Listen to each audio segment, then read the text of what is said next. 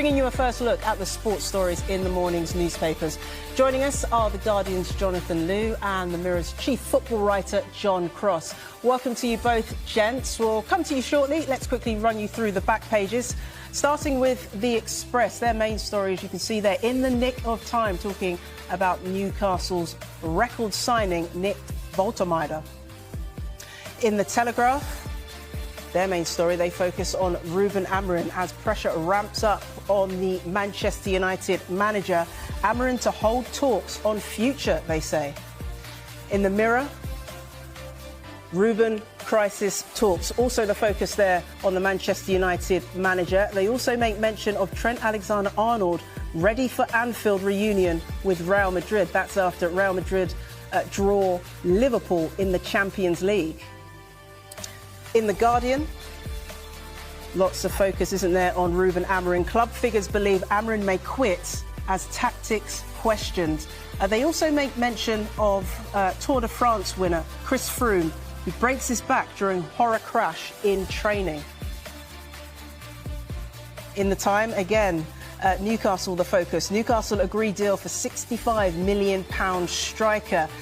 Conflicting reports on Manchester United and whether they will keep hold of Ruben Amorim, their manager.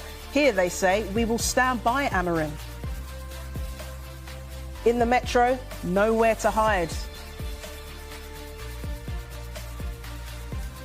In the I newspaper, we've heard reports, haven't we, of Garnacho moving away from Manchester United, going to Chelsea after they agree a fee for the forward. Could Kobe Mainoo be on his way out as well?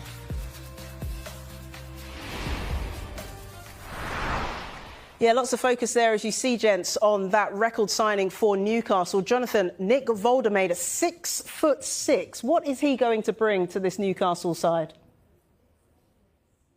Woltermeyer is a really interesting profile of player. I think he's 6'6". They call him the 2 meter Messi in Germany because he's not despite his height, he's not a typical target man number 9. He's one of those profiles of players that he's credible with the ball at his feet. It's very hard to get the ball off him. Great hold-up play, great linking play with it brings other players into the game, and a really interesting backstory as well. You know, he went 39 Bundesliga games before scoring his first goal for Werder Bremen. Moved to Stuttgart last season. Basically, was a substitute for most of the season, and really came to life in the second half of the campaign. So it's been a really rapid rise for him. He got his first German caps under Julian Nagelsmann as well. So Newcastle have overpaid for him. I mean, that's pure and simple. I mean, that's not to say he won't be a big success, but it's hard to argue that he's worth this kind of money right now. And in fact, there's reports in the German media suggesting that the fee is actually even higher, nearer towards £80 million if you include add-ons. But he's a great character. Nagelsmann loves him. They still love him at Werder Bremen. And Stuttgart did not want to let him go. Bayern Munich came in for him 3 times this summer, probably around the 50, £55 million mark, and were rebuffed each side that they got nowhere. Stuttgart don't have a ready replacement for him. They were planning to start the season. So this is the sort of premium I think that you have to pay for a player of this quality and this potential. I think it's interesting to see how Newcastle use him. I think he is better and more suited to playing with someone like Wissa or Johan Strand Larsen alongside him. I don't think he's a conventional target man, but it is really interesting to see how he kind of develops. Yeah, as you mentioned, he's drawn big money from Newcastle, hasn't he? As mentioned in the Times, Newcastle agreed deal for £65 million striker. John, will this mean, though, that Newcastle still need to add an extra striker, an extra forward, if they lose Alexander Isak to Liverpool? Jess, I mean, the obvious question is, what happens next to Isak, isn't it? I tried my hardest not to mention the I word for as long as I possibly could. Sorry. But I just feel as if, absolutely, you're spot on. I think that basically, if you sell Isak at this stage, I do feel that you really need 2 strikers. You need 2 forwards, probably of a different profile.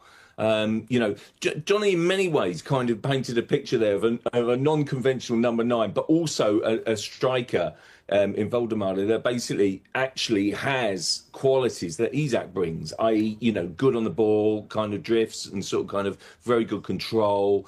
I was looking at, watching a video earlier on Sky, basically sort of kind of, you had a German expert on painting this picture in a similar way, just the way that he exploded in that second half of the season, goals and so much potential. But when you are talking this sort of price tag, if they do a Strand Larsen as well or a Wissa in the final days of the window, we've still got until Monday, sort of early evening, haven't we, until Newcastle really try and sort of kind of get that merry-go-round into action. Isak has made it so clear that he wants to go to Liverpool, that there's still enough time for that merry-go-round to, really catch light and basically carry on. And I just think that Newcastle, I think that basically they probably do need another one.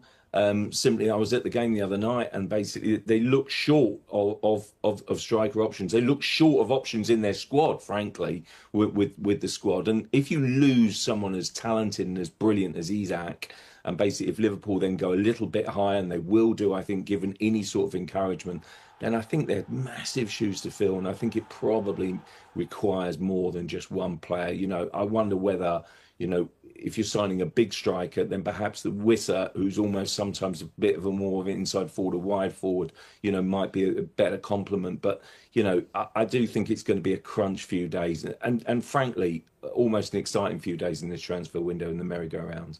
Yeah, I can't wait to see how it all unfolds. Jonathan, as John said there, Isak has made it very clear that he no longer wants to be a Newcastle player. Should he get his move to Liverpool as he wants, does it justify his behaviour? I think if if it does work out for him, I think you would say, and most players, to be brutally frank, would say that the end justifies the means. It is a game, and I think you see plenty of examples of football clubs who are prepared to cast aside players who they no longer want, who new coaches come in, new regimes come in, players fall out of favour, players get injured, and this is a brutal industry. And I think we talked about leverage quite a bit, and Isak's leverage over Newcastle, over I guess the market itself, is now. It's while the window is still open. We're all going to take a different view on, I guess, the ethics of what it is he's done, but I think it's a weird place to draw your ethical line. If you think about all of the other stuff that goes on in the industry, behind closed doors, behind people's backs, it's weird to draw. I say it's weird to draw an ethical line under Isak if you're not going to draw it somewhere else in the transfer market, because this kind of, I guess, cynical, calculating sort of strategy is basically par for the course in the market. Yeah, we're so used to seeing this type of behaviour now, aren't we? Let's turn our attentions then to Trent Alexander-Arnold, which a few of the back pages have picked up on. Let's look at the Star, because at the top of their back page, they mention, of course, the fact that Trent Alexander-Arnold will be returning to Anfield. Trent's going to cop an earful. John, do you think that Trent might get a welcome response from his former fans? I'm not sure, Jess, to be honest. It's such a good point that Johnny makes, though, because basically, you're going from one kind of, playing the game, playing the transfer game, going on strike, basically, the prior Newcastle, Alexander Isak, to someone, Trent Alexander-Arnold, who saw out his contract at Liverpool and basically left on a free, and he's still the bad guy. So, look, I do think the morals are slightly confused here, aren't they, basically, about which way to turn. But I do think that Trent Alexander-Arnold was such a brilliant player for Liverpool, and he's such a brilliant player per se. And I just think these stories are always destined to happen in draws, aren't they? I mean, you've also got, Kevin De Bruyne basically, returning for with Napoli against Man City. I mean, what great stories and really. But I do think Trent, deserves a lot of respect and credit for what he did. And I know that Liverpool fans won't necessarily agree, but I think when you take in your kind of, into the context of what's going on with Isak, I think keep everything in context, guys, and basically give him a bit of credit, give him a bit of love, for the European Cups and the Premier League title, if you don't mind. Because honestly, I completely agree with Johnny, honestly. If you are if you are wanted as a player, they basically want to give you the contract. They give you the contract, but when you're yesterday's news, you're out the door, and basically you're loaned out. You don't know quite what's happening, and so let's be realistic here. But I do think that Trent Alexander-Arnold deserves a bit of respect and a bit of love from Liverpool fans. Let's hope so. Yeah, okay. Well, let's see if the Liverpool fans agree with you, John. Jonathan, thank you for the moment. We're going to take a short break, and when we come back, we'll take a look at more of the sports stories in the morning's newspapers, including this in the Metro. Nowhere to hide for rubenamorim. We'll look at that and reports in The Guardian that he could be set to quit.